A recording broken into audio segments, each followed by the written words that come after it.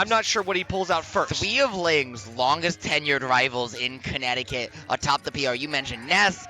We got Tony Pajamas. You mentioned Diddy Kong. We got Nelvin. Right, these players have been around for a hot minute, competing up there for that 2, 3, 1, 2, 3, 4 spot on the top of the PR. Nelvin has a kid. He doesn't travel. I don't but know who he's that really is. good at Bacon's got a Smash kid, Bros. and everybody knows Bacon. So let's see. We got Montrose. We got Montrose coming in. Ling. This is one of those situations where it's like it's a crossover episode. It's like I see Montrose in my locals at like almost every single week of my life, and for years I've seen Montrose play different characters, going with a rotation like every few months, just adding a new one into the arsenal.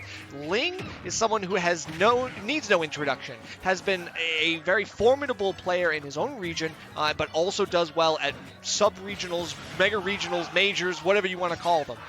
This is just going to be a test of patience. Yeah, and we're seeing Ling open up playing very high pace.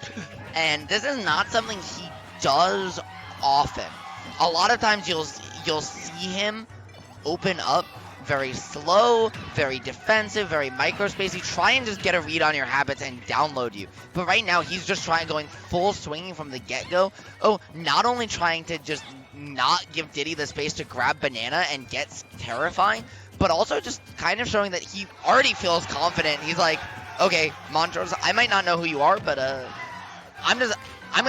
you're gonna have to make me respect you. Well, I mean, right now, taking a 94% on the first stock before defeating Montrose's first. I mean, this is still a good enough start for Montrose. He's just got to get a little bit more into the rhythm. Once you get that Diddy Kong rhythm, things start opening up a little bit more. And the Peach Bomber there to get above the Banana and find the pressure regardless. But the up air gonna take it. Diddy's been doing that one since Smash 4. And yep. Ling maybe having some flashbacks to his own glory days in that game right there.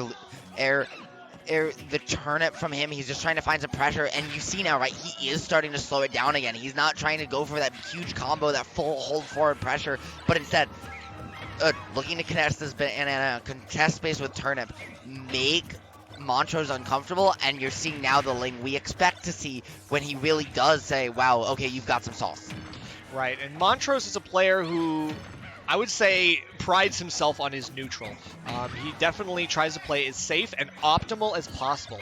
He knows what's dangerous, what's too risky. He doesn't want to take unnecessary risks that might happen to hurt him in a play like or in a set like this where you need those big plays. You need some callouts, but we are getting some of the consistent stuff, that down tilt to scoop off ledge and then the fair to follow up. And that's the kind of stuff that you get the bread and butters that might just carry the day up into a certain point.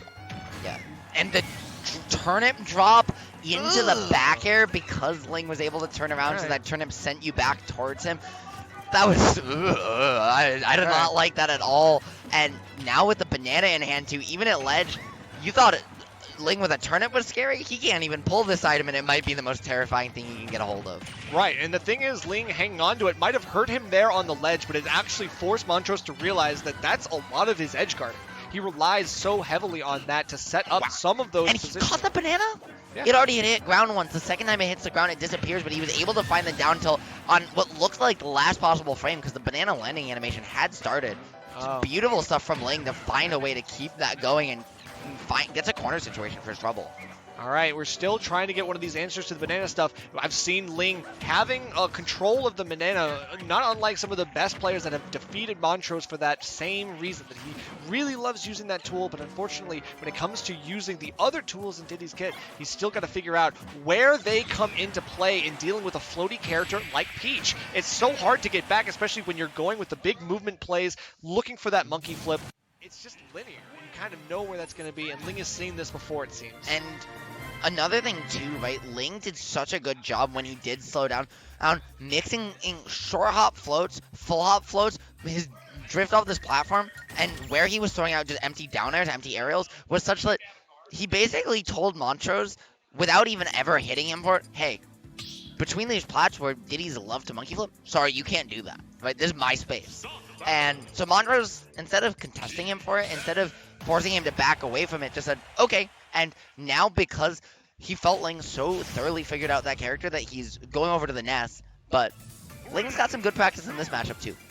Makes sense. But Ness is a character that I would say he's got more experience with in terms of time. I'm not sure about terms of sets or games or anything like that, but in terms of time, this is the old reliable. This is the early ultimate play that I've seen from Montrose, and it's the consistent stuff. A floaty character like Ness with a stronger projectile game, a more diverse projectile game, is I think what's going to make the difference here, because you could follow up on the same floats that Ling loves going for. You can catch some of these turnip callouts with the magnet as well. And this Ness is really interesting from Montrose, just the way he's moving. And he's looking for a lot of just positioning forward airs. He's not really hitting the forward air button to wall you out the way you might expect, but instead finding a lot more approaching magnet and a lot of back airs to actually get the significance. He's prioritizing edge guards and ledge traps incredibly heavily. Right, you notice the approaching magnet. That is the Montrose special. I mean, he loves going for that. It's a great, safe-ish tool, just because you can go for it right in Peach's face. But you've got to be careful here. It's all about the positioning and the timing, and you can use it as sort of a shield pressure as well. If you could lead into a grab from the ground, maybe a tomahawk into that, something like that could actually pressure Ling, and I want to see it. We're getting the juggles as well, and the PK flash into fair. That's crazy. Montrose just seems to be finding hit after hit, and Ling just cannot get out of this mix. And he's done a great job utilizing these PK thunders and the PK in the trail of it as well, right? To just force Ling to stay above him without float. Peach with float above you can be terrifying. And now, speaking of terrifying, right, Ling will always find a special turnip when he needs it most. He's not able to get anything started, so he gets a Stitch face. Throws away that Stitch, gets a dot eyes for good measure. It doesn't matter because Ling, not only incredibly good, disciplined player, he has the most clutch turnip pulls of anyone you'll ever meet. Somehow, but catching the tail end of that PK Thunder, that's another thing that Montrose loves going for, especially with characters that are a little bit floatier, take a little bit more time to fall back down to earth. You get that tail end, and then you scoop around with that PK Thunder to get the actual launcher hit of that, knowing that they either air dodge and die, or they have to take the hit. That PK fire to try and force the high recovery by Montrose was so smart. Ling did fall for it, but Montrose is not in the best position.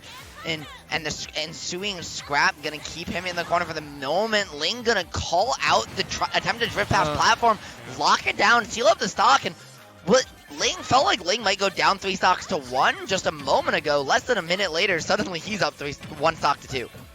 Oh, yep, back throw. I knew it was only a matter of time before Montrose was going to be able to get one of those grabs. Ling had played a very aerial game at high percent, knowing that that grab was the inevitable win con that Montrose was going to have to rely on. He's had to close out with something, but he ended up going a little bit too greedy with a dash attack on shield. Montrose is not going to let that slide, so still getting caught by a lot of these things. Even the trades are not working out from another Stitch face. Are you gotta be kidding me, bro? And the thing with Montrose too, that grab, while great to close it out, I think if you're Montrose, you're a little bit sad you had to cash that in to take a stock at 170, right? You maybe wanted to save that for that last stock situation, get back on the board, because now you have to get off the corner against Ling. And my friend, those hips do not lie. There is nowhere to run, there is nowhere to hide. And that's that float will just lock you down. It's a 2-0 lead start for Ling. Montrose, nodding his head after that finish. He just kind of recognized that, yeah, I neutral get up. There's not much I can do there. I mean, it was baited out by that back air, that low float back air. Obviously, Ling knows exactly how to pressure those situations, force the neutral get up, which is, unfortunately, something that you can easily punish if you're Ling. We gotta see what happens here in this next one. We're sticking with the Nest, though. It's small battlefield as the stage as well. I believe that Montrose got a lot closer in that game. He could find enough situations they could build off of, right? Some good interactions, some great advantage states, some great combos, especially at that first part where he was able to keep Ling in disadvantage for like 30 seconds. That's the kind of stuff that he needs to replicate here. And I'm really impressed to see Montrose, right, immediately locking in, recognizing, hey, I want to get Ling up close and personal with me, right? I don't want to give him the space to get a lead and run away, play the defensive game that all us Kineticutions love to play. And